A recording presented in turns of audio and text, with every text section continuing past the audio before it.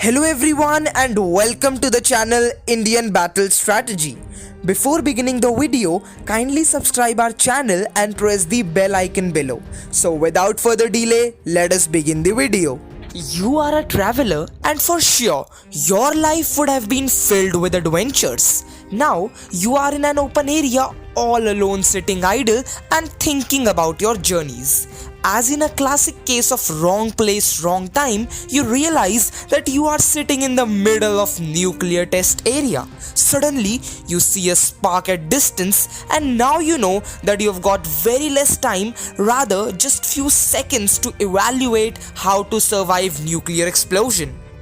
In this 21st century, a person at some point might think about nuclear war happening in the world, which is definitely agreeable. Now, he or she might further think of surviving a nuclear explosion or even think that is it really possible to survive a nuclear explosion. The wonderful news is it is totally possible to survive nuclear explosion. However, a dreadful news is that most of us think that it is the explosion which poses the greatest danger.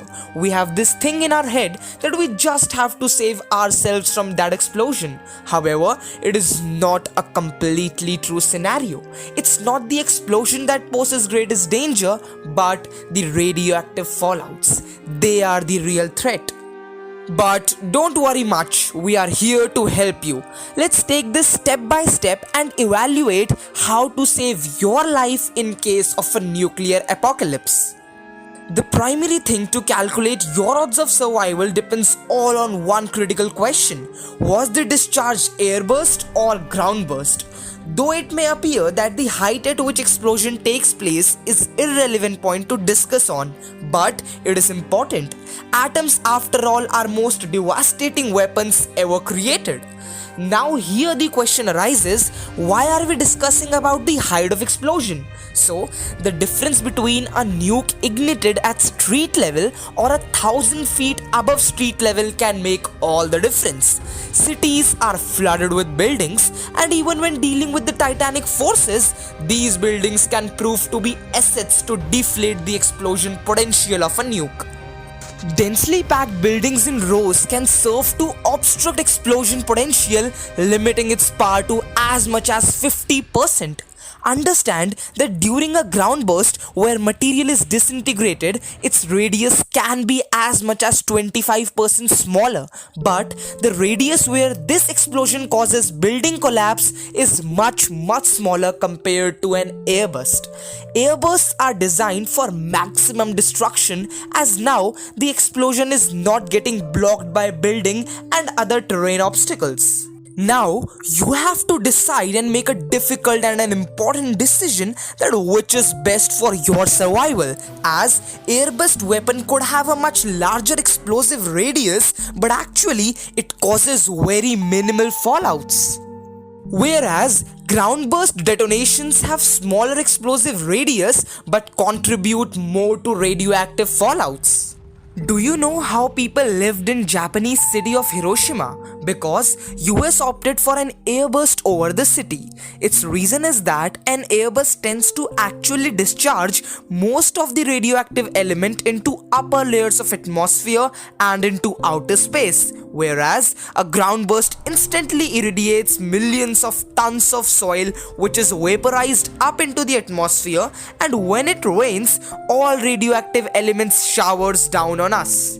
Hence, your survival depends on which type of detonation took place and where you are when the attack happens. So, out to about 25 km there will be light building collapse, and if you are caught out in the open though, you will instantly suffer third-degree burns across any exposed area of your body, and your clothes are likely to melt.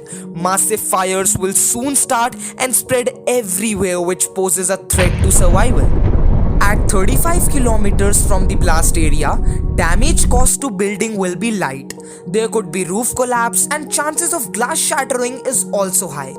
This is the most survivable zone to be in. Here, one major question arises: how do you survive a nuclear blast? First, know this that because light travels faster than sound, you are going to see a nuclear explosion before you hear or feel it. So, if you are within a few kilometers of blast, don't ever make a mistake to stare at it. It can prove fatal.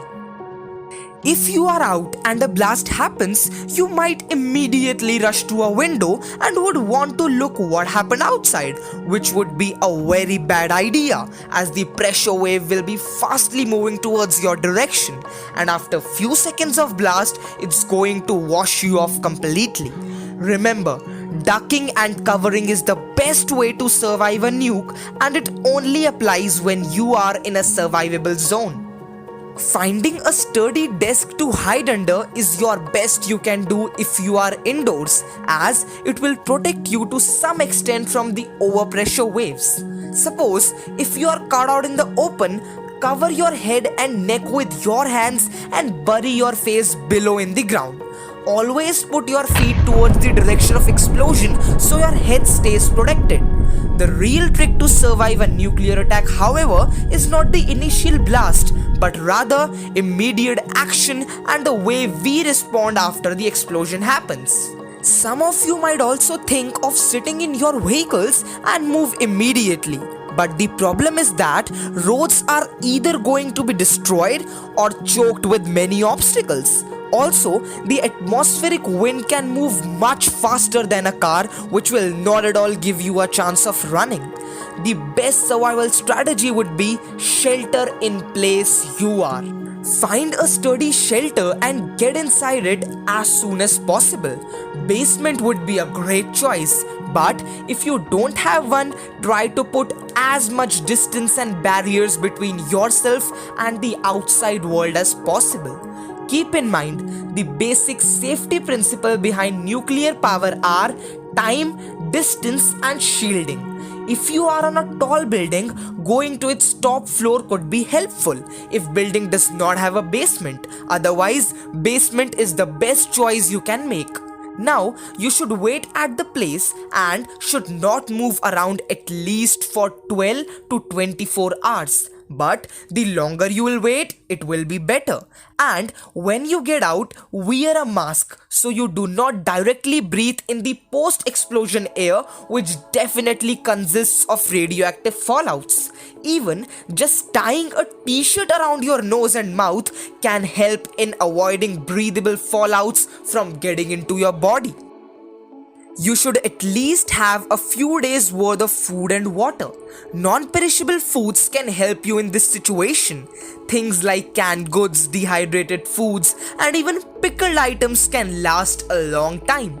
Stay where you are and listen to the radio, as it will be important to be able to get further instructions from your local government authorities who will be coordinating a rescue and relief effort.